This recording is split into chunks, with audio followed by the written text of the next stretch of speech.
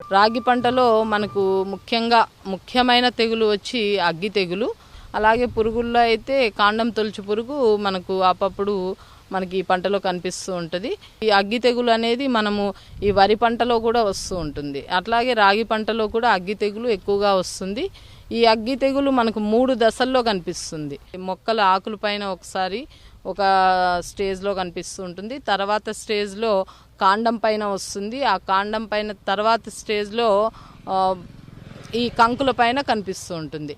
మనకు ఆకులపైన మచ్చలు కనిపించిన వెంటనే ఈ కార్బండిజం అనే మందు ఉంటుంది. ఆ కార్బండిజం అనే మందుని 1 గ్రాము 1 లీటర్ నీటికి కలుపుకొని మొక్కల పైన పిచికారీ చేసుకోవాలి.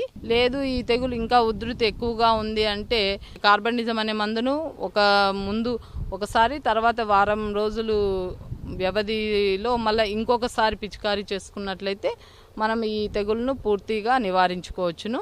కంకిలో ఆశించినప్పుడు తాలుగింజలు ఏర్పడతాయి అన్నమాట.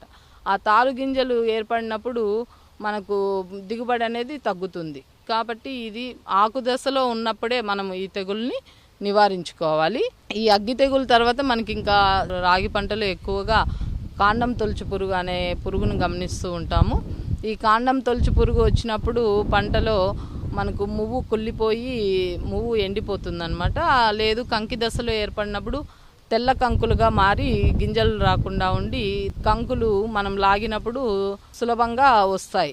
మనం ఈ పురుగుని ఎక్కువగా గమనించినప్పుడు పంటలో 1 లీటర్ నీటికి 1.6 మిల్లీలీటర్ల మోనోక్రోటోఫాస్ మందును కలుపుకొని మనం పంటపై పిచికారీ చేసుకోవాలి.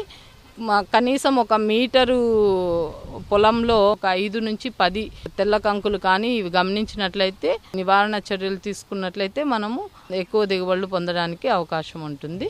రాగి పంటకు మార్కెట్లో అధిక డిమాండ్ ఉంది. అలాగే అధిక దిగుబడినిచ్చే మేలైన రకాలు కూడా అందుబాటులోకి రావడం చాలా మంది రైతులు సాగుకు మొగ్గు చూపుతున్నారు. అయితే రాగి సాగులో మేలైన యాజమాన్య పద్ధతులు పాటిస్తే మంచి దిగుబడులను సాధించే అవకాశం ఉంది.